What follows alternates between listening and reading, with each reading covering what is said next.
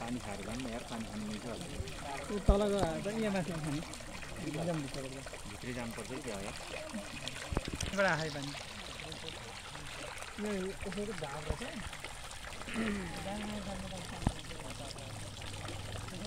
माथि हाइट भएर पनि निस्किएर चाहिँ भाइ अझ हामी त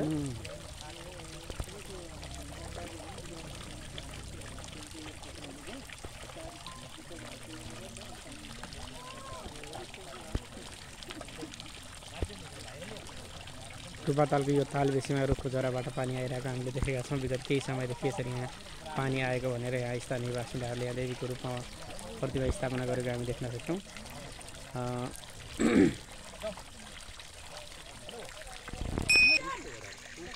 यो रुखको ठुटाबाट यसरी पानी आफसे आफ झरिरहेको छ। यो पुरानो रुखको ठुटा हो, सायद बर पिपलको ठुटा पनि हुनसक्छ।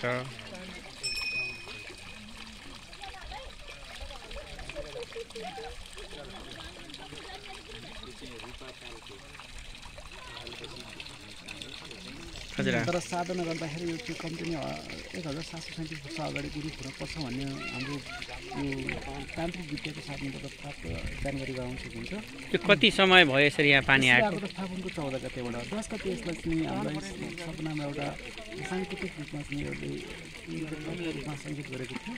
अनि त्यसपछि फागुन 14 गते यहाँ चाहिँ आफै अद्भुत रूपमा शक्तिपीठको रूपमा यहाँ आएको छ। यसको नाम हो जगदीश महादेवको शक्तिपीठ। यो पहिला थिएन त्यो पछि देखा पर्यो। पछि चाहिँ उत्खनन सवालमा यहाँको माटो सवालमा यहाँ निस्केपछि यो अद्भुत शक्तिपीठको रूपमा आएको अवस्था हो।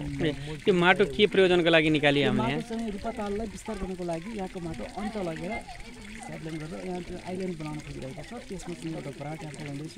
त्यसपछि यहाँ डल्फिनको स्ट्रक्चर हुन्छ। त्यो स्ट्रक्चरको लागि माटो निकाल्नको लागि यो अवस्था गर्दाखेरि यो भेटियो। भनेपछि यो चाहिँ निकाल्दाखेरि ठुलो देखियो, ठुलो देखेपछि यसरी पानी आयो। यो जुन पहिला यहाँ कुवाहरू त्यस्तो केही थियो कि के थियो? त्यो तर जे क्लासिक निस्किन्थ्यो र त्यसमा फागुनमा चाहिँ त्यो जान्थ्यो होइन। अनि त्यसपछि यो गौरी मूल भन्ने तर केही भन्ने ठाउँमा थिएन। तर हाम्रो प्राविधिकलाई मैले कानुन सवालमा उहाँसँग बुझ्दाखेरि त्यो चाहिँ अलिकति साइडमा थियो। तर यो अवस्था उहाँले चाहिँ खन्दाखेरि त्यो स्काइभेटरले खनिदिनु चाहिँ यहाँ पानी आएको थिएन। तर थोरै इन्फेक्सन भएर स्काइभेटरले काम गर्न सकेन। अनि त्यसपछि अपरेटर गिराइदिएको अवस्था थियो र त्यसको इन्जिनियर पनि गिराइदिएको अवस्था थियो। र उहाँले चाहिँ आफ्नो गाउँमा गएर आफ्नो घरमा गएर पूजापाठ गरेर साधना गर्दाखेरि उहाँलाई नाकले डसेको अवस्थामा जानकारी आएको थियो। र त्यसपछि फेरि यहाँ आएर उहाँको चाहिँ कम्पनीको चाहिँ चिफलाई हामीले उहाँलाई पनि नाकले डसेको थियो। हामीले साथमा उसलाई नाकले डसेको अवस्थामा भेटाएको थियो। र मैले व्यस्त पूजा साधनबाट नाकलाई व्यवस्थापन गर्छु आफूसँग भएको अवस्था हो भन्ने जानकारी गर्न चाहन्छु। भने अहिले आएर यो नेपालको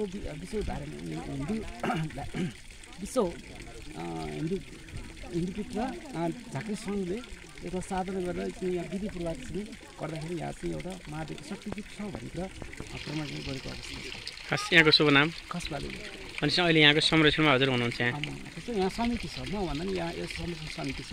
त्यो समितिको मार्फतमा यो कार्यसिद्धि गरिन्छ र यहाँ संरक्षणको लागि तपाईँहरूले दिएको दान बक्सबाट कलेक्सन भएको एमाउन्टलाई हामीले सहकारीमा चाहिँ खाता खोलेर व्यवस्थापन गर्छ। त्यो पक्षले यसलाई संरक्षण गरेर आवश्यक क्रियाकलापहरूको लागि खर्च व्यवस्थापन गर्ने काम गरिन्छ।